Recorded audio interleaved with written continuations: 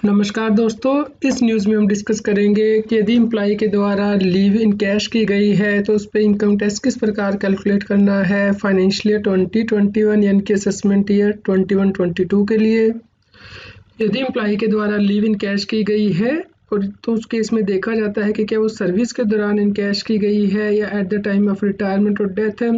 यदि सर्विस के दौरान लीव इन कैश की जाती है तो फुल्ली टैक्सेबल होती है। यदि eight the time of retirement और डेथ होती है तो ये देखा जाता है कि यदि गवर्नमेंट एम्प्लॉय के द्वारा रिसीव की जाती है तो फुल्ली एग्जम्प्ट होती है इनकम टैक्स एक्ट के अंतर्गत।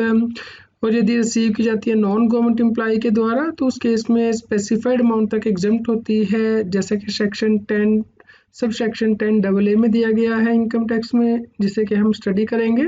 फ्रेंड्स, यहाँ पे हम डिस्कस कर लेते हैं कि सर्विस के दौरान ही लीव इन कैश की गई है और टैक्स पेयर गवर्नमेंट एम्प्लॉई है, यानी कि राम गवर्नमेंट एम्प्लॉई है और अभी 10 ईयर जो सर्विस में भी पड़े हैं उसके वो 25 डेज की लीव के लिए इंटाइटल्ड है पर ईयर, और उसके बाद 252 डेज की लीव है।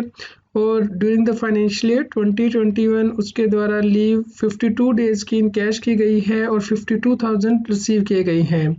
तो उस केस में पूरे 52,000 पे इनकम टैक्स उसे देना होगा, क्योंकि ये during the service in cash की गई है, फुल्ली टैक्सेबल है उसके हैंड में। इसी प्रकार यदि नॉन गवर्नमेंट एम्प्लॉय के द्वारा सर्विस के दौरान लीव इन कैश की गई है तो वो भी फुल्ली टैक्सेबल होती है, जैसा कि हमने इस एग्जांपल में डिस्कस किया है कि मिस्टर राम जो है वो वर्किंग है ABC लिमिटेड में और अभी 10 ईयर सर्विस के पड़े हैं और 25 डेज की लीव पर ईयर वो इंटाइटल्ड है। उसके बाद 252 डेज की लीव है। यहाँ पे भी जो लीव उसके द्वारा इन कैश की गई है 52 डेज की फाइनेंशियल ईयर 2021 में, उस पर से इनकम टैक्स देना होगा, क्योंकि ये during the continuation of service जो है वो इन कैश की गई है। अब हम दूसरा केस लेते हैं जहाँ पे कि लीव इन कैश की गई है at the time of retirement and death. तो यदि ये गवर्नमेंट एम्प्लॉय के द्वारा रिसीव की जाती है तो फुल्ली एग्जम्प्ट होती है। चलिए एग्जांपल के साथ इसे डिस्कस कर लेते हैं। राम एक गवर्नमेंट एम्प्लॉय है और वो 28 डेज की लीव पर ईयर इंटाइटल्ड है। वो जनवरी 2021 में रिटायर होता है और उसकी रिटायरमेंट के टाइम उसके पास 184 डेज की लीव है और उसके द्वारा 4,84,000 रिसीव किए जाते हैं eight the time of retirement. यहाँ पे क्योंकि मिस्टर राम गवर्नमेंट एम्प्लॉय है इसलिए जो लीव इन कैश की गई है at the time of retirement वो फुल्ली एग्जम्प्ट होगी, क्योंकि central government state government employ के द्वारा जो लीव इन कैश की जाती है वो एग्जम्प्ट होती है under section 10 sub section 10AA clause 1।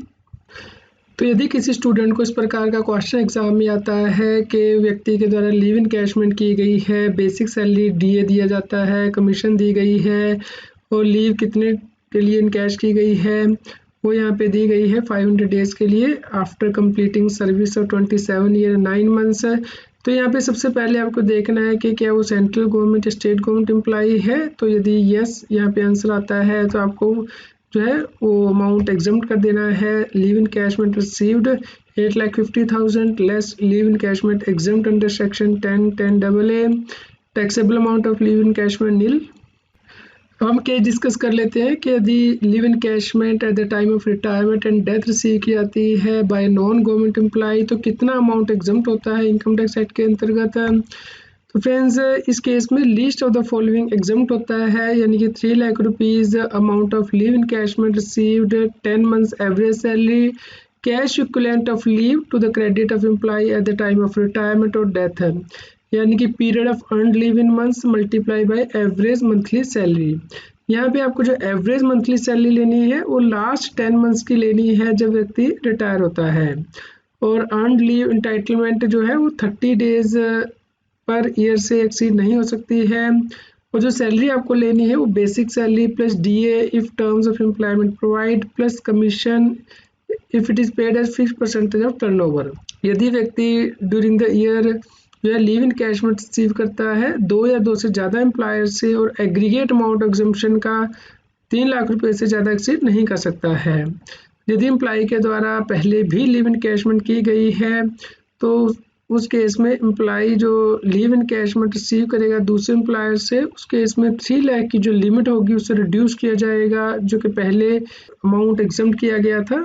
चलिए दोस्तों, इसे भी एग्जाम्पल के साथ डिस्कस कर लेते हैं। मान लीजिए मिस्टर वाई रिटायर होता है 1 सितंबर 2020 को और लिव इन कैश में रिसीव की गई है 8,50,000 और जो लास्ट ड्रॉन सैलरी है उसकी डिटेल दी गई है 50,000 पर मंथ की बेसिक सैलरी है और 1 अप्रैल 2020 से जो है 5,000 रुपीज़ इंक्रीज़ किया गया था सैलरी में। डीए जो है वो 20,000 पर मंथ है। 40% जो है रिटायरमेंट बेनिफिट के लिए एंटर होता है। कमीशन 75,000 की है। यहाँ पे लीव जो अवेल की गई है ड्यूरिंग द सर्विस वो 500 डेज है और यहाँ व्यक्ति रिटायर हो रहा है 27 ईयर 9 मंथ्स की सर्विस देने के बाद और उसे 30 डेज पर ईयर की जो है वो लीव अलाउड है। तो यहाँ पे आपको टैक्सेबल अमाउंट निकालना है लीव इनकैशमेंट का। यहाँ पे फ्रेंड्स अभी हमने फॉर्मूला जो डिस्कस किया है कि least of the following exempt होगा 3 lakh amount of leave in cash received 10 months average salary cash equivalent of leave to the credit of employ at the time of retirement और death. तो यहाँ पे हम कैलकुलेशन कर लेते हैं। जो सैलरी है यहाँ पे एवरेज सैलरी लास्ट 10 मंथ्स की रिटायरमेंट से पहले यानी कि 1 नवंबर 2019 से 31 अगस्त 2020 तक, तो यहाँ पे 45,000 सैलरी थी प्लस 20,000 इंटू 40% जो डी एंटर करता है वो, तो यहाँ पे जो आपकी सैलरी आ जाएगी और यहाँ पे टोटल सैलरी आ जाएगी लास्ट 10 मंथ्स की। उसके बाद आपको अर्न लीव इंटाइटलमेंट कैलकुलेट करनी है जो कि 30 डेज से एक्सीड नहीं कर सकती है for every year of actual service. तो यहाँ पे 30 इंटू 27 ईयर्स की सर्विस है माइनस 500 डेज ऑलरेडी अवेल कर लिए हैं, तो इस प्रकार 310 डेज की अर्न लीव यहाँ पे आ जाती है। तो यहाँ पे कमीशन हमने नहीं ली है क्योंकि यदि फिक्स्ड परसेंटेज ऑफ टर्नओवर की दी जाती है तो यहाँ पे कमीशन एंटर होती है। तो यहाँ पे as a percentage of turnover नहीं दी जा रही बल्कि फिक्स्ड कमीशन दी जा रही है, इसलिए हमने यहाँ पे नहीं ली है सैलरी की कैलकुलेशन में।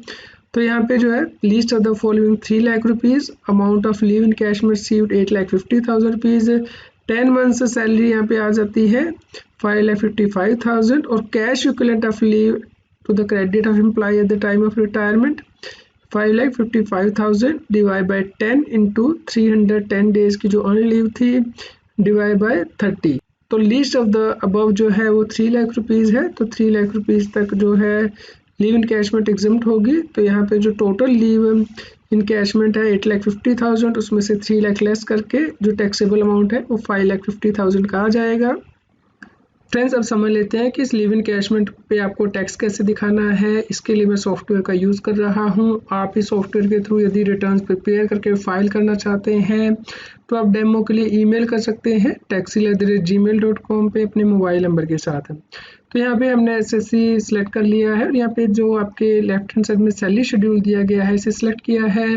यहाँ पे समरीज है जैसे कि एम्प्लॉयर समरी मेन कंपोनेंट, यहाँ पे सबसे लास्ट में आप अदर में जाएंगे। यहाँ पे देखिए जो आपने लीव इनकैशमेंट रिटायरमेंट पे ली है वो आपको यहाँ पे एंटर करनी है और उसके बाद जो अमाउंट एग्जम्प्ट है वो आप यहाँ पे एंटर कर देंगे। तो उसके बाद यहाँ पे टैक्सेबल अमाउंट आ जाएगा, इसे आपको सेव करना है, जिसके बाद के ये जो स्क्रीन है वो अपडेट हो जाएगी आपके जो लेफ्ट हैंड साइड पे स्क्रीन दी गई है। तो यहाँ पे देखिए जो सैलरी के अंतर्गत 5 लाख रुपीज़ आ गया, स्टैंडर्ड डिडक्शन 50,000 लेस होने के बाद ओल्ड स्कीम के अंतर्गत है। और यहाँ पे जो टोटल टैक्स है उसकी रिबेट भी मिल गई है क्योंकि टोटल इनकम यदि 5 लाख रुपीज़ तक है तो आपको टैक्स नहीं पे करना होता।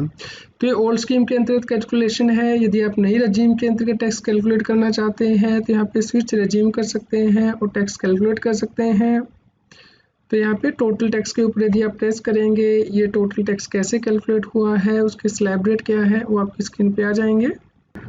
यहाँ पे आप देख सकते हैं कि 5 लाख की इनकम पे 5% जो है टैक्स रेट है, तो टैक्स कैलकुलेट हो गया है। तो नई रजीम पे स्विच कर लेते हैं।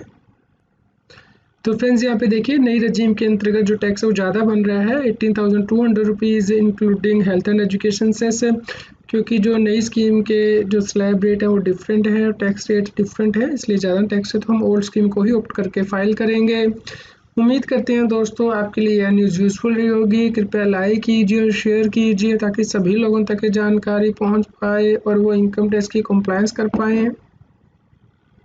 आप हमें Telegram app CA Satbir Singh टैक्सिल पे ज्वाइन कर सकते हैं ताकि आप GST और इनकम टैक्स के रेगुलर अपडेट अपने मोबाइल पर ही प्राप्त कर सकें।